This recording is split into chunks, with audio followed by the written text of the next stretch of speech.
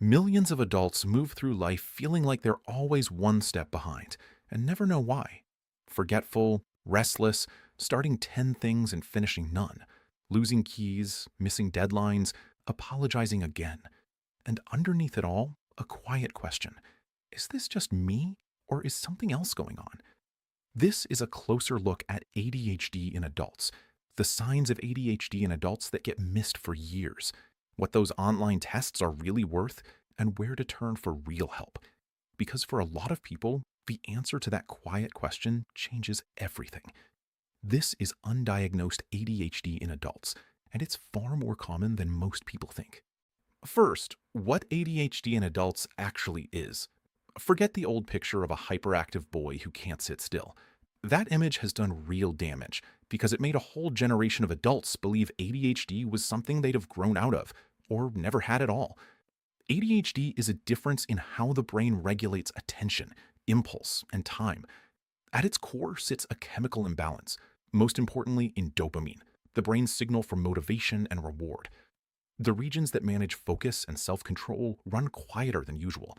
Others, the ones that scan for every sound, every thought, run louder. The result is a mind that's often everywhere at once. Picture standing in the kitchen to make a coffee, and 40 minutes later, the coffee is cold, the sink is half cleaned, 3 browser tabs are open, and the original reason for walking in there is simply gone. That's not carelessness. That's a brain pulled in every direction by whatever shines brightest right now. And here's the part that surprises people. No one develops ADHD as an adult. The brain is born wired this way. What changes is when it gets noticed. Some people are diagnosed as children, but many carry it silently for decades, coping, masking, working twice as hard for the same result, until one day the coping stops working. Research suggests a few percent of adults live with ADHD. In a single country, that's millions of people, and a large share of them have no idea. That's why adult ADHD symptoms deserve a closer, more honest look. Why does a diagnosis matter so much, especially later in life? Because ADHD rarely travels alone. When it goes unrecognized, it tends to pull other struggles along with it. The majority of adults with ADHD develop at least one additional condition over their lifetime, most often anxiety, depression, or problems with addiction. And the pattern is cruel.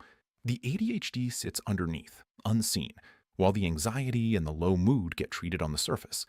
The real driver is never addressed, so nothing quite improves. There's more. Adults with ADHD are more likely to be involved in accidents, more likely to struggle with money, with work, with relationships that keep hitting the same wall. Research published recently even points to a shortened life expectancy by several years, largely through these knock-on effects, not the ADHD itself. That sounds heavy. It's meant to, because the flip side is hopeful. An ADHD diagnosis isn't a label that limits a life. It's a key. It reframes years of self-blame. It opens the door to treatment that finally targets the root. People often describe the day they were diagnosed not as bad news, but as the first day the whole puzzle made sense. Years of thinking, why can't I just do the simple things everyone else does, suddenly have an explanation that isn't about being weak or broken or not trying hard enough. I've watched that shift happen up close, and it changes something in a person. The shame starts to loosen its grip. Knowing is not the problem. Not knowing is. So how does someone begin to find out? Most people start where everyone starts, online.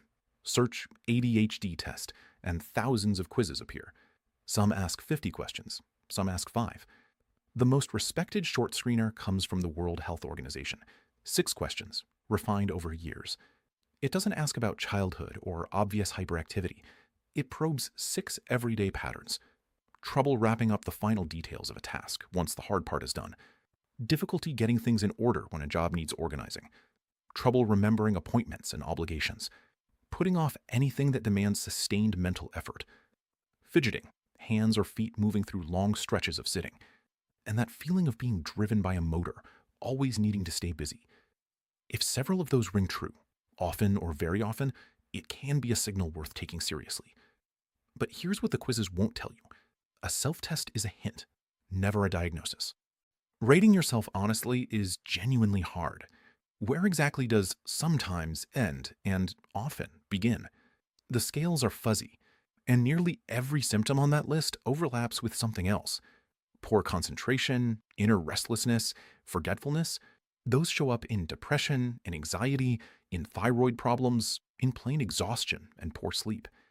An adult ADHD test can point in a direction. It cannot confirm the destination. Only a qualified professional can do that. So keep the result, but treat it as the start of a question, not the answer. ADHD doesn't wear one face. Clinicians recognize three presentations. The first, predominantly inattentive. This is the daydreamer's profile. Lost in thought, easily distracted, quietly forgetful. For years, it was simply called ADD, without the H, and many still use that name.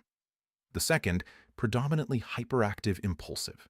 Restless, quick to act, quick to speak, always in motion.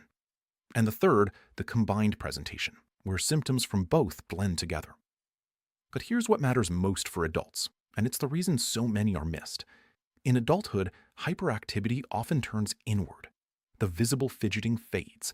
What's left is a mind that never stops racing, a restlessness no one else can see. This is especially true for women with ADHD. Many learn early to mask, to compensate, to appear fine. She's the one with the color-coded planner and the tidy inbox, because without those systems, everything would fall apart, and she knows it. The effort is invisible. Only the polish shows. So the outward signs vanish. The inner storm stays. And the ADHD gets read as anxiety, as being a bit scattered, as just a personality trait. That's why inattentive ADHD and adult ADHD in women are among the most overlooked patterns in all of mental health. From the outside, there's no single obvious look, and that is exactly what makes it so hard to catch. Now let's go deeper into the signs that hide in plain sight, the everyday signals that rarely make the checklists, but quietly shape an adult life. This is what ADHD really looks like in adults. The first, emotional dysregulation. Small trigger, enormous reaction. A minor comment, a tiny setback, and suddenly the feeling is completely out of proportion. A flash of anger, a wave of frustration, tears that arrive faster than thought, and moments later, regret. For many adults, this is the most disruptive symptom of all, and almost no one connects it to ADHD because it isn't in the old stereotype. Irritability, a short fuse, an emotional roller coaster nobody else can see. These are core signs, not character flaws. The second, time blindness, and the chronic lateness that comes with it. Adults with ADHD often experience time differently. 10 minutes and an hour can feel almost the same. A task that will take 5 minutes swallows the whole afternoon. This isn't disrespect, and it isn't laziness. It's a genuine difference in how the brain measures time passing. But to everyone else, it just looks like someone who's always late. The third, masking, and the exhaustion underneath it.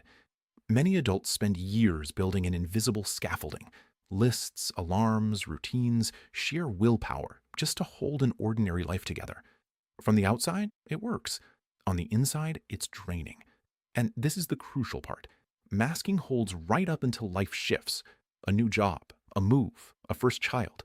The moment the structure disappears, the coping breaks down, the symptoms flood in, and people wonder why they're falling apart in their 30s or 40s. They aren't falling apart. The scaffolding finally gave way. The fourth, the paperwork problem. It sounds almost too small to matter, but for adults with ADHD, it's often the clearest sign of all. Important letters left unopened for weeks. A tax return that feels physically impossible to begin. Bills, forms, admin, the ordinary machinery of adult life piling up. Not from carelessness, but because the part of the brain that starts and sequences boring tasks is fighting a genuine headwind. Watch for these four together. The outsized emotions, the warped sense of time, the exhaustion behind the mask, the mountain of untouched paperwork. Not a hyperactive child, a capable, often brilliant adult, quietly spending enormous energy just to keep up. So, what does a real diagnosis actually look like? It's not a 5-minute quiz. It's a careful process, and understanding it takes away a lot of the fear. It usually begins with a detailed questionnaire, like the self-test, but far more thorough. Then comes the heart of it, a long, in-depth clinical conversation. A psychiatrist or a psychologist walks through the symptoms one by one across a whole life, not just how things feel today, but how they felt for years. Often they'll ask to include the people around you: a partner, a parent, a sibling, a close colleague, people who can describe the behavior from the outside, sometimes more clearly than you can yourself. There's one criterion that surprises people. The signs have to trace back to childhood, before the age of 12, because you aren't given ADHD later in life. You're born with it. So the clinician goes looking for evidence in the past. Old school reports with notes like easily distracted or disrupts the class, conversations with parents about what you were like as a child, and finally, ruling other things out. Thyroid conditions, depression, anxiety, sleep disorders can all mimic ADHD, so a proper assessment often includes extra checks to be sure nothing else is driving the picture. It also asks a key question: how many areas of life are affected? If concentration only slips at work, something else might be going on. With ADHD, the pattern shows up nearly everywhere: work, home, friendships, hobbies, the relationship with a partner. This is how you get diagnosed with ADHD as an adult, thoroughly, by design, because getting it right matters more than getting it fast. Here's something many people don't realize: ADHD traits sit on a spectrum. Plenty of people are a little distractible, a little impulsive, and it never causes real trouble. That's why there's one final, decisive line for a diagnosis. The symptoms have to create genuine difficulty, real problems in work, in daily life, in relationships, enough that a person is actually suffering under them. This explains the strange timing of so many adult diagnoses. Someone can carry ADHD for 30 years and cope beautifully because their life happens to provide structure: a steady job with clear routines, regular exercise, someone at home who helps keep things organized. Think of the person who was perfectly fine through a structured office job: fixed hours, a boss setting deadlines, colleagues nearby, and then went freelance, and within months couldn't understand why the work wouldn't start. The scaffolding holds, so the diagnosis is never made. Then the circumstances change. They go freelance, they go back to study, they become a parent. The external structure disappears, and the symptoms that were always there suddenly can't be compensated anymore. The struggle becomes visible. The suffering becomes real. That's not a new disorder appearing at 40. It's the same brain, finally without its scaffolding. Which is exactly why a late diagnosis is so common, and nothing to be ashamed of. If any of this is landing close to home, here's where to go. The path is more straightforward than it looks. A good first step is a family doctor or primary care provider. They can talk it through and point toward the right specialist. The actual ADHD diagnosis, though, comes from a psychiatrist or a clinical psychologist trained in adult ADHD. Those are the professionals who can properly assess it. Alongside them, there are trusted organizations built exactly for this: SHAD, Children and Adults with ADHD, and the ADA, the Attention Deficit Disorder Association, both offer directories, support groups, and reliable information for adults trying to find their way. One honest word of warning: in many places, the wait for an assessment is long. That's frustrating, and it's real.